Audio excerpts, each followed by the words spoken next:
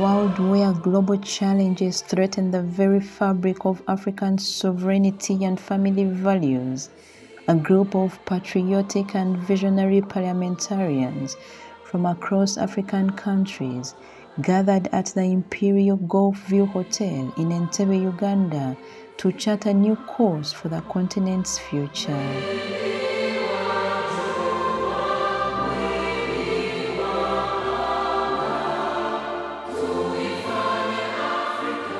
The Third African Interparliamentary Conference on the Emerging Global Challenges Threatening Our Sovereignty and African Values was opened by the President of Uganda, His Excellency Yoweri Kaguta Museveni, at State House in Entebbe, Uganda.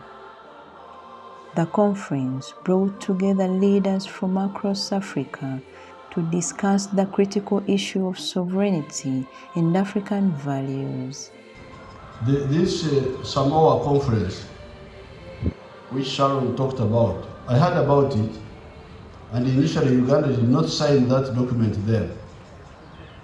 But we were told that, oh, no, it is harmless, it is this, different groups.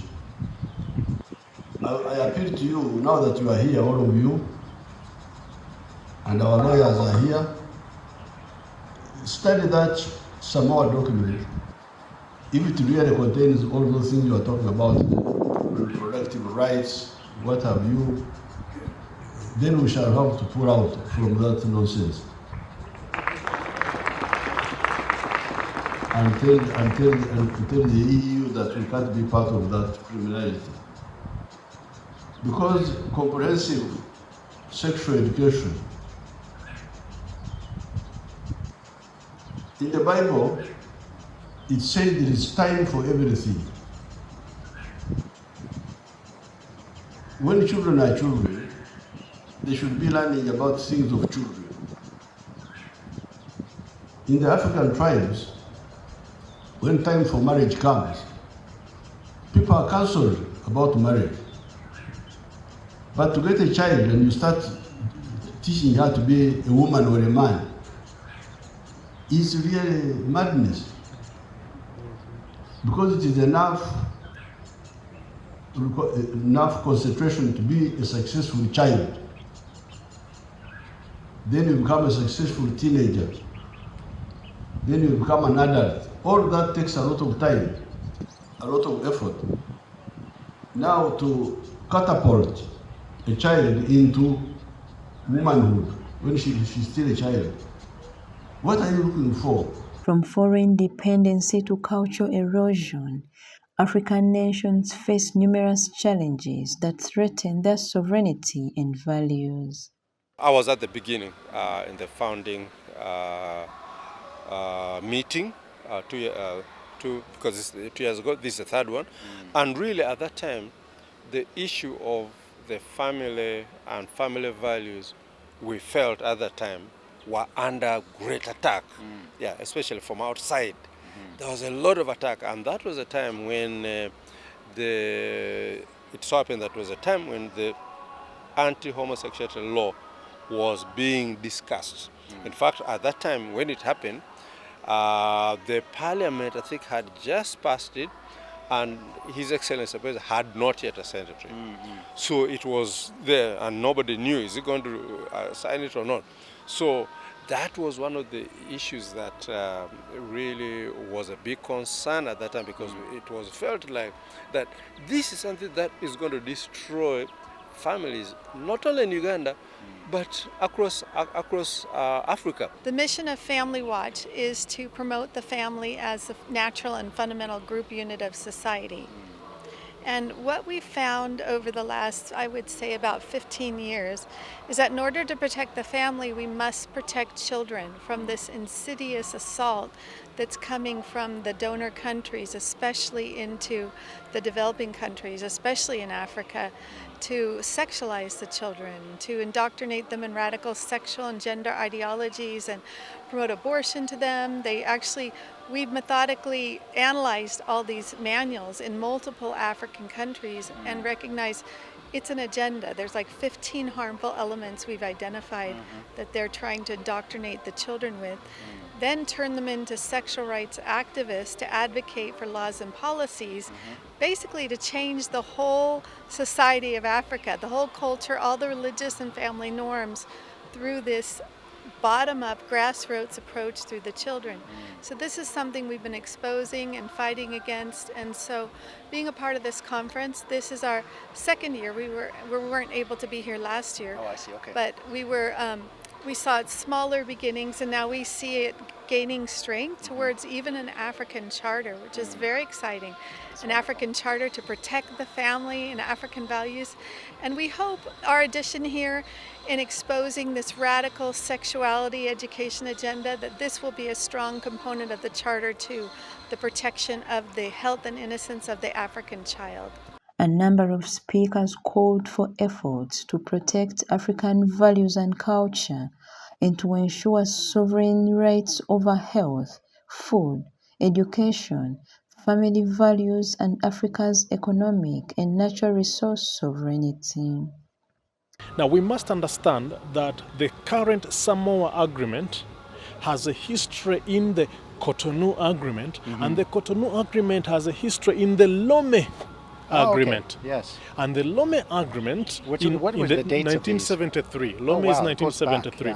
And it was meant to be an agreement between former colonizers and former colonies to promote trade between them as a way of redressing the injustices of colonialism. I understand. So what happened in the post-Cotonou Agreement, which we now call the Samoa Agreement, it is a reintroduction of a colonial mindset or a European outlook to human rights and social issues was infused into a trade agreement. I see.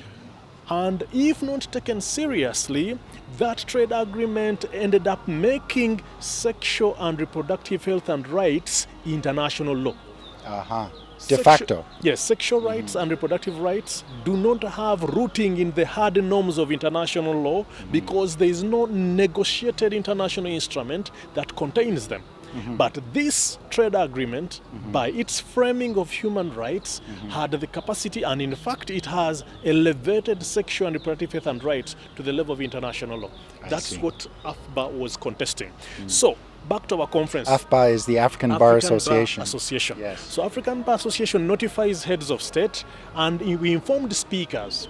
And we went to Mozambique at the Joint Parliamentary Assembly. Which year was this now? 2022. Okay, so that's the inception of really what we're seeing here. Yes. So in 2022, when we go to Mozambique as AFBA, as pro-life and pro-family groups on the continent, we know that a number of speakers of parliament got to know that actually the trade agreement is not as innocent as it is. So we had very strong statements. Even the deputy speaker of Uganda, Honorable Thomas Taebwa, he was very categorical. He says the parliament that I chair will not accept some of this of that stuff. But the discussions indicated that no matter what we do, the EU is determined to move on because the Organization of African and Caribbean States, the Secretariat, is beholden to Brussels. It is beholden to Europe. Europe funds the OACPS.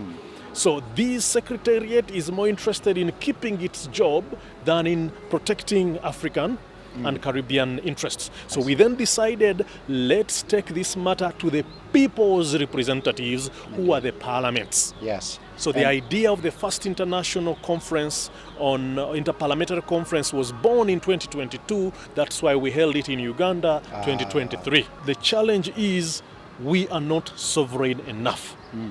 Even the head of state in Uganda raised it yesterday. If we don't work on economic empowerment, they will have us kneel at their feet to request that they do us more favors.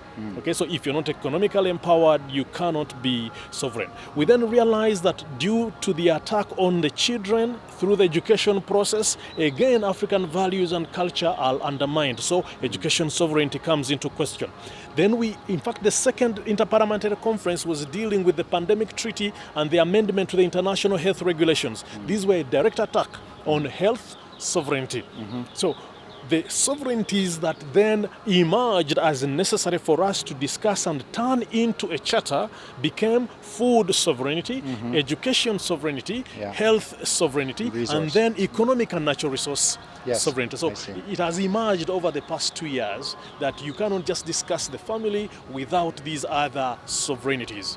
The founder and chairperson of the Third Interparliamentary Conference, Honorable Sarah Opendi, a member of parliament from Uganda, called for African nations to find means of financing their own key priority sectors, such as health, education, and food sovereignty. Of course, at the point when we started, our focus was really on protecting and defending the family and our own values as Africans.